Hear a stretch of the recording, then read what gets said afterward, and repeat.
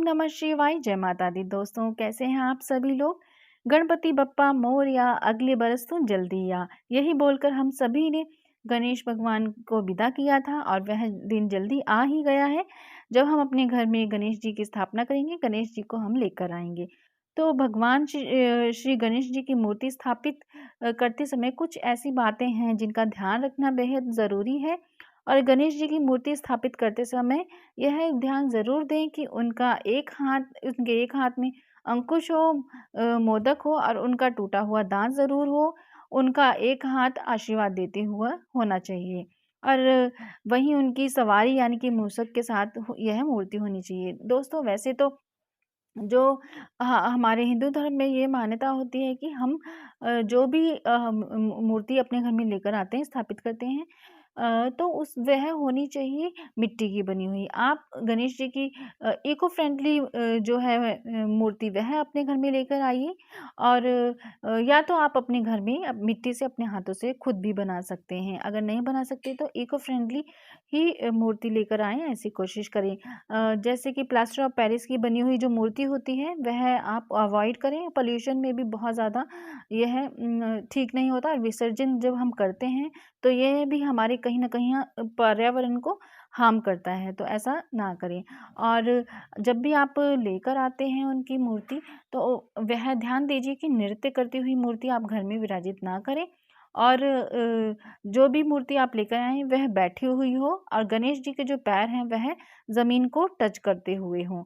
ऐसी मूर्ति आपको लेकर आनी है और गणेश जी की जो गले में साँप या तो हो या कमर पर सर्प अगर है तो ऐसी गणेश जी की मूर्ति बहुत ही ज़्यादा शुभ होती है, धन संपदा देने वाली होती है और धन संपदा की जो कमी होती है वह कभी नहीं आने देते गणेश जी ऐसी मूर्ति जब आप लेकर आते हैं। तो ये भी बात आप ध्यान रखिए और जब आप गणेश जी को लेकर आएँगे तो कोशिश करें कि कोई आपके घर के पुरुष हों या आपका बेटा हो या कोई भी मूर्ति को पकड़कर दरवाजे पर मेन डोर है वहाँ पर ही रुक जाएँ।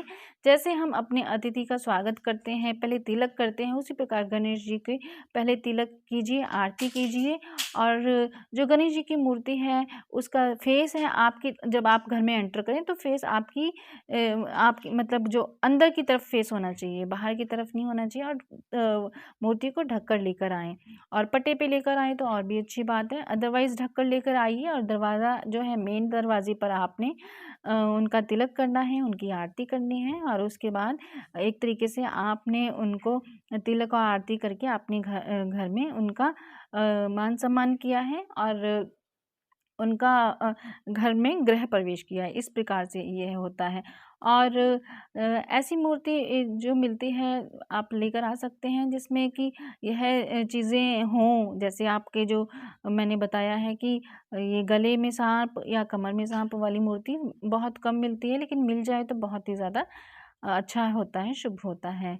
और स्थापना आप जब भी करते हैं मूर्ति की तो दीवार की तरफ आपने बहुत ध्यान रखना है कि जो बैक पे दीवार जो हो गणेश जी की वह बेडरूम के साथ अटैच ना हो और बाथरूम के साथ भी अटैच नहीं होनी चाहिए।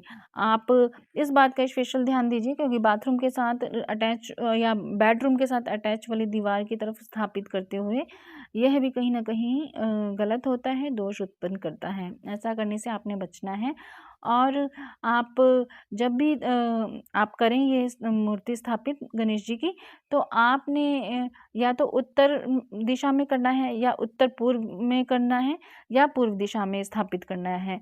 और जो दिशाएं जैसे पश्चिम हो गई और दक्षिण दिशा हो गई वह आपने बिल्कुल भी चूज़ नहीं करनी है स्थापना करने के लिए। उस दिशा में नहीं होना चाहिए, उत्तर पूर्व या उत्तर पूर्व दिशा में होना चाहिए सिर्फ स्थापना।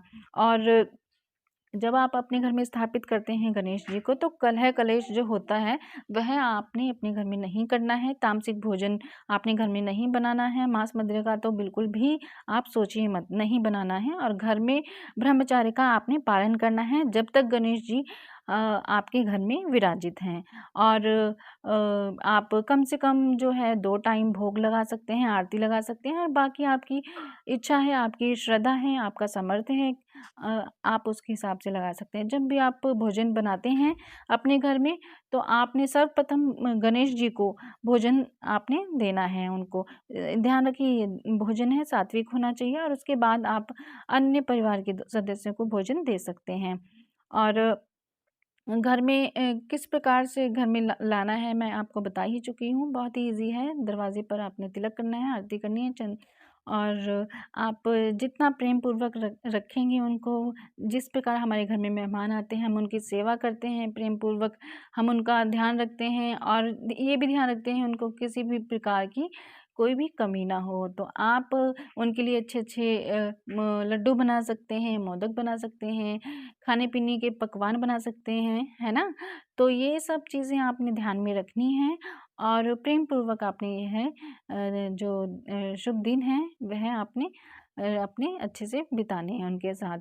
और कोई भी आपके मन में बात होती है, कोई परेशानी होती है, जैसे हम अपने दोस्तों से, अपने फ्रेंड से, अपने क्लोज़ जो पर्सन होते हैं उनसे बात करते हैं, डिस्कस करते हैं, अपनी परेशानी बताते हैं, उसी प्रकार आप जब भी उनके सामने बैठें अपनी परेशानी बोल सकते हैं एज़ ए फ्रेंड, और एज़ ए अपने इष्ट भगवान उनसे बात कर सकते हैं। आप अपने मन की बात बताइए, जो परेशानी है या कुछ भी आपकी जो मनोकामना है, इच्छा है, आप चलते-फिरते जैसे नॉर्मली घर में किसी से बात करते हैं अपने घर के सदस्यों से, वैसे आप बात कर सकते हैं। बहुत ही अच्छा होता है, वे सारी बातें आपकी सुन रहे होते हैं। और आपने छोटी-छोटी ये बातें थोड़ी-सी ध्यान रखनी है। वीडियो को आपने लाइक करना है, कमेंट में आपने श्री गणेशाय ज़रूर लिखना है, श्री गणेश जी का नाम ज़रूर लिखना है आपने, और वीडियो को लाइक कीजिए, अपनों के साथ शेयर कीजिए, और चैनल को सब्सक्राइब ज़रूर कीजिए। आगे वीडियोज़ लाती रहूँगी। ओम नमः शिवाय, जय माता दी।